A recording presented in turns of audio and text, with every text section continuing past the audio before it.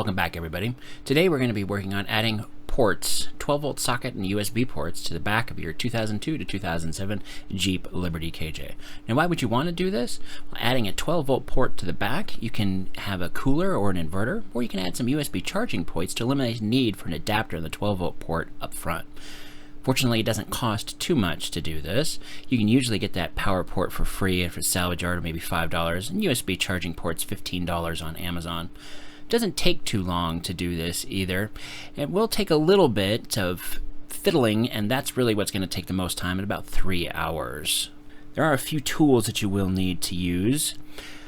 First one's going to be a Phillips screwdriver to unscrew everything. A Dremel or a small coping saw will be needed. You can use either one. Plastic welding iron is optional. Wire cutters and wire strippers, some heat shrink tubing, some soldering iron, and some solder. Basic soldering skills as well. Now remember, I don't have any special skills, tools, or training. If I can do it, so can you.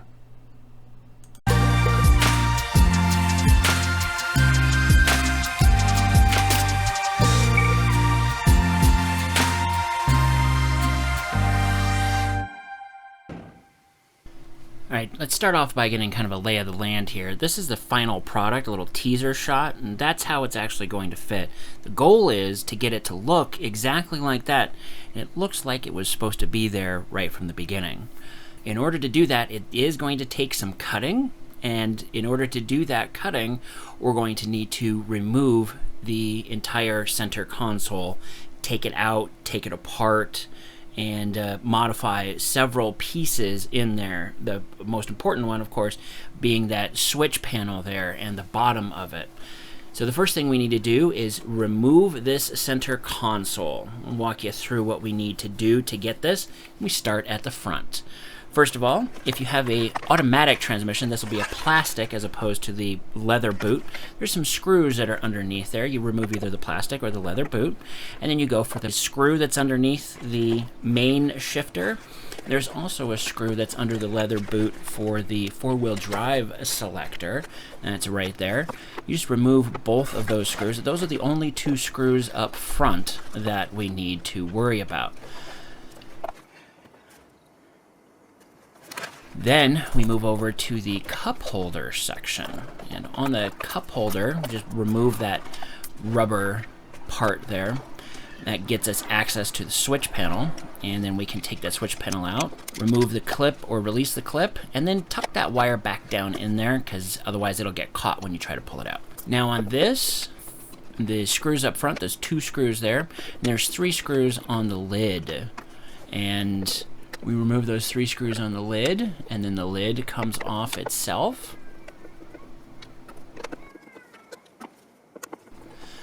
Then I clean out everything that was in there. And then there's 2 screws that's underneath there, and you can see them pointing to. And those 2 screws plus those front 2 screws are what's actually holding the compartment in place.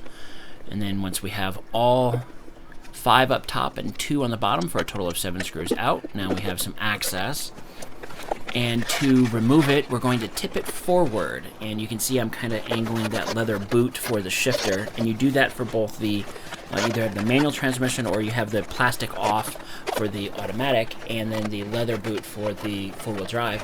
Push them through the holes, tip it up, and out of the way. Removing that window switch is really a pain in the butt because it's hiding here. You just gotta release the clip and then kind of wiggle it back and forth, and then you can actually push your fingers all the way down to the bottom and kind of pull on the cable right there like I'm doing.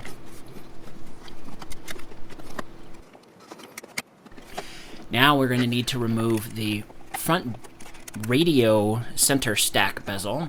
You can use a little pry tool, or you can just use a flat blade screwdriver to do that, or you can just use your fingers, honestly. There is 1 screw that is in the bottom there. There's a better angle of it, and that 1 screw plus the clips up the top are what hold it together. And once that's out, then you can pull that forward, and you're just going to need to unclip everything. There's that small connector there. This is the large connector on the side.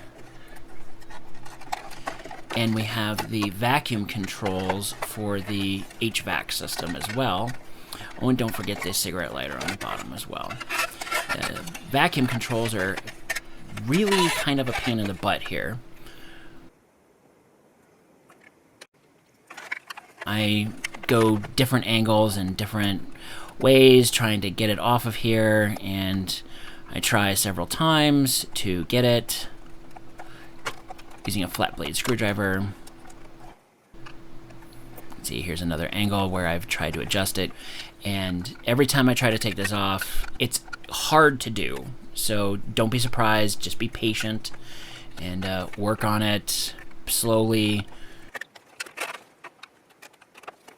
Take your time. You don't want to break any of these vacuum lines, and once you get those 2 clips released, then the whole thing comes off. And then we've got the 4 screws for the radio to come out. For those of you who are curious, this is the RB1 navigation radio. It's an upgrade that you can do. Doesn't matter whether or not you have this one or any of the stock radios, the same 4 screws. Slide that out, and then disconnect the wires. This one has the CD changer control. And then the main wire, and it's out. Here is the first problem that we're going to be running into. And this problem is that part that just slid down in there, because that is very long. Now I took that from another Jeep in the salvage yard, and you can see here where I'm kind of trying to figure out where it's going to go. And you can see, like, I'm trying to angle it if it's going to sit flush or if it's going to sit straight, and where the best place to put it. I kind of decide that it's not going to work up there, but it is going to work down at the bottom. Trying to find how to put that in there is the challenge, because that whole plastic part is in the way, as is this metal bracket. Fortunately, the metal bracket is overkill, so I'm going to be trimming some of the plastic and some of that metal bracket off. I did a little bit of a sketch here to see exactly, took some measurements, because it helps me and it will probably help you to figure out where everything is. You can see the vents on the bottom. This is the top view where I show the width and the depth of everything. You can see on the left side where that hinge is, and another view shows this is where I've actually took all those measurements and did a actual scale view of it, and that's where I decided how I was going to put everything in there. And when you take off that switch panel, you can see there's a cutout there at the bottom, and I'm kind of holding that in place to show where it's going to go. And I drew a line with a chalk pencil to show where that plastic is. Then I use a Dremel to remove that material. I can't say that I did this in one shot. I did it in multiple shots, and you'll see actually here when I show the end product that I did multiples on there. Power ports are just slightly larger than 1 inch, so I used a 1-inch spade bit. And when I use the 1-inch spade bit, I can then enlarge it slightly with just an X-Acto knife or a utility knife. And there you can see some even more material that I removed, and some material on the metal that I removed, and this is all done by trial and error. If you get a power port that's slightly smaller, shorter, you may not have to trim nearly as much material out, but this is what I had to do for mine in order to get it to sit flush and to sit in there. And as you can see, it looks pretty good there. And here's the inside view of where those 2 ports are and how they line up with the metal.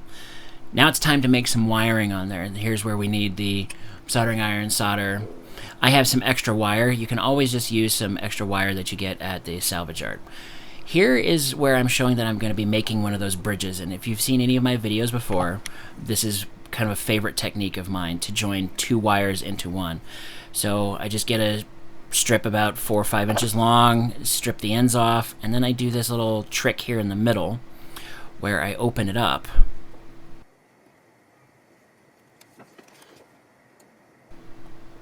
Remove the insulation, and I tin the ends of the wire, just like that. And now I've got a foldable part in the middle. So now here is the one of the power leads that I'm going to be running to the back there, and I just tin this wire up.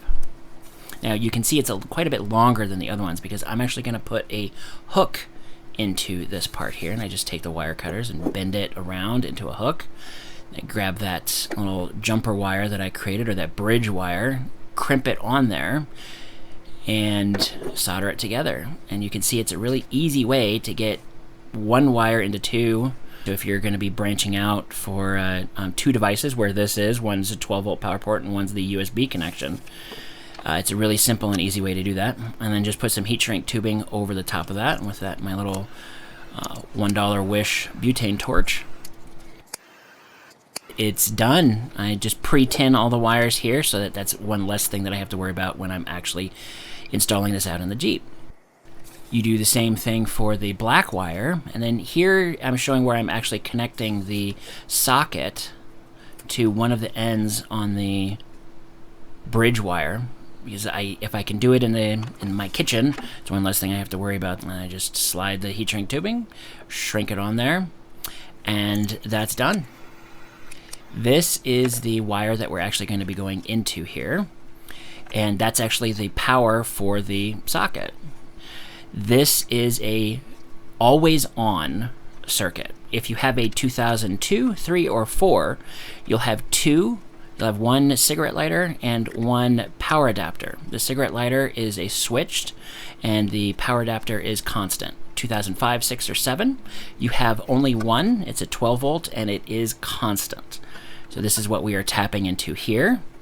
You can see it's a little bit of a challenge to get the wire strippers into that section there. Now I've got my butane soldering iron as opposed to my electric soldering iron, and I just tin the wires up just like I was doing in my kitchen on the others. Unfortunately, I obviously can't take these wires with me, so you have to do this part out here.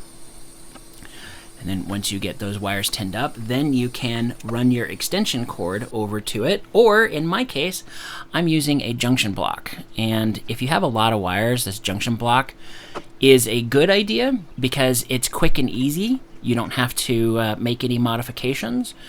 You can just run the ground and the positive into one side, and then you run all of your connections coming out of it on the other side. You can see here is my extension wire that's going to be powering my two devices in the back. And of course then the wire going to the power socket that's in the front dash as well. So I just open those up, put the two negatives in there, make sure I'm matching it up, negative to negative, positive to positive. And then I do the same thing with the two positives. Open it up. Make sure that the wires are actually seated all the way in there.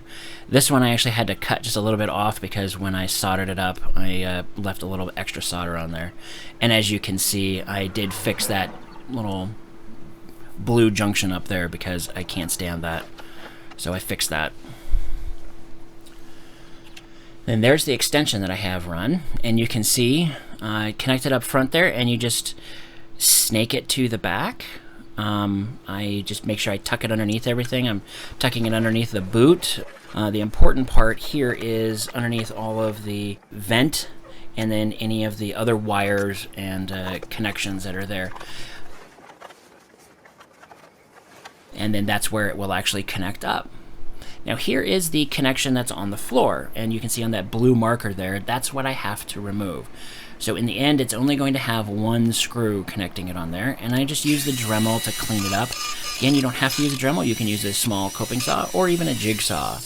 And here's what it looks like when it's actually installed, and there's the plug connected in there. On the right side is where that USB is.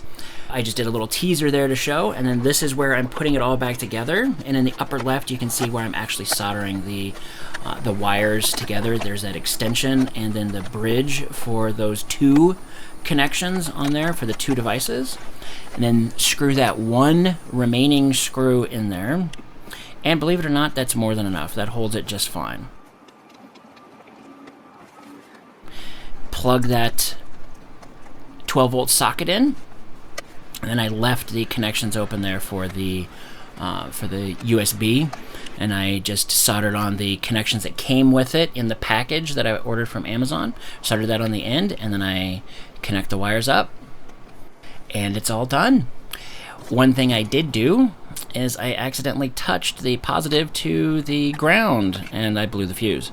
So I had to research which fuse was the right one, which it's the number 3 fuse, and I swapped it out. And you can see here where I used a plastic welder on the side, and well, on the bottom and the sides there. What I did is I just shortened it up by about 4 inches. It takes away the functionality of it for holding CDs, but nobody uses CDs anymore. But it still works great for holding all of your miscellaneous junk that you carry with you. So I just shortened it up, and I put it back in, put the 2 up front. The 2 screws on the bottom actually don't work anymore, so we don't need to worry about those 2 screws in the bottom anymore. It's going to be held in with the 2 screws up front, and then these screws here in the back, these 3 screws that hold on the lid, the hinge of the lid, which hold together everything as well. So 5 screws is more than enough. This is the biggest challenge that I actually ran across because there's not a lot of room here. I have, for any of you who have seen any of my other videos, I have this KJ, which is my wife's, and then I have a WJ, which is mine. And there's a lot more room in the WJ up front here than there is in the KJ. And it takes me a long time to get this all in here. It takes a lot longer than I'm showing you here.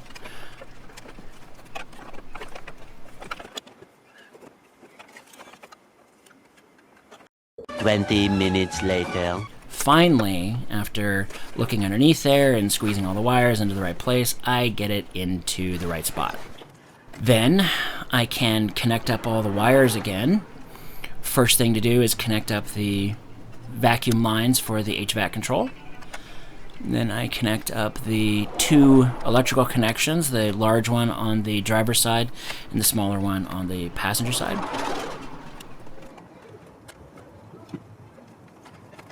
Then tuck the wires up underneath there, and I push the clips in on the top, but then I have to pull it out because I forgot I need to screw in the radio. I didn't do that in the last step.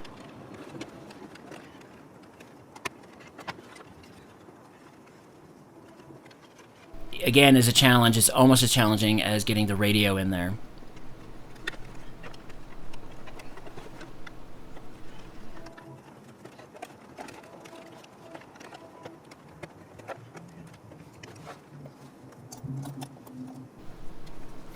Once that's all done, then you just screw in the bottom part. And once you get the bottom part screwed in, that cinches it up tight. And everything's back together. All that's left now to do is to check out how it's all going to work. I have a device here that I'm just using to test to see, and you can see the lights are on, and so that 12-volt socket's working. Then there's the USB. You have actually a tap on and off. This was a pretty simple and easy project to do, except for a few sizing issues. It's well worth it in the long run by adding some much-needed functionality to the rear seat area that you can enjoy for years to come. Thanks for watching, everybody.